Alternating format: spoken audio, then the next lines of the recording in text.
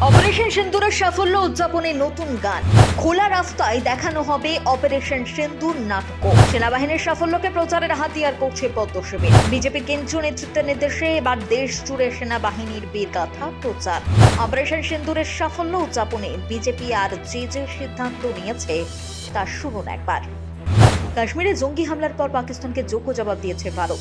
পাকিস্তান ও পাক অধিকৃত কাশ্মীরের বিভিন্ন জায়গায় ভারতীয় সেনাবাহিনী অভিযান চালিয়েছে, আর সেই অভিযানের নাম দেওয়া হয়েছিল অপারেশন সিন্দুর। ভারতীয় সেনাবাহিনীর পরপর আক্রমণে পাকিস্তান কার্যত ধরাশায়ী হয়ে গিয়েছিল। পরে অবশ্য দুই দেশ সাময়িক যুদ্ধ বিরতি ঘোষণা করেছে।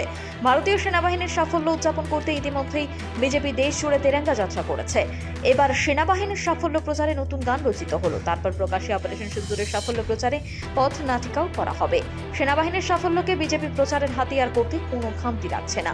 দলের কেন্দ্রীয় নেতৃত্ব অমিত শাহ ও জয়প্রকাশ নাড্ডা অন্যান্য দৈনন্দিন রাজনৈতিক কর্মসূচির পাশাপাশি দলীয় কর্মীদের ভারতীয় সেনাবাহিনীর বীরগাথা প্রচার লাগাতার চালিয়ে যাওয়ার নির্দেশ দিয়েছেন।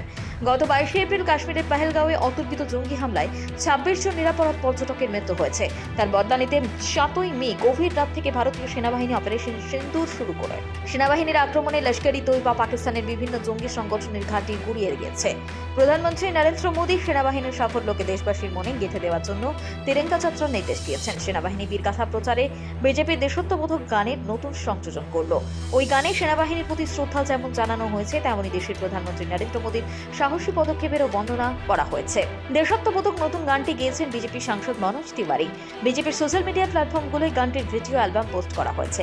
বিজেপির কেন্দ্রীয় নেতৃত্বের নির্দেশ, দলের উদ্যোগের দেশের বিভিন্ন প্রান্তে তেরঙ্গা যাত্রা হবে, সেখানে মনোজ তিওয়ারির গানটি বাজানো হবে। সামাজিক মাধ্যমে গানটি যত বেশি সম্ভব ছড়িয়ে দেওয়ার কথা বলা হয়েছে।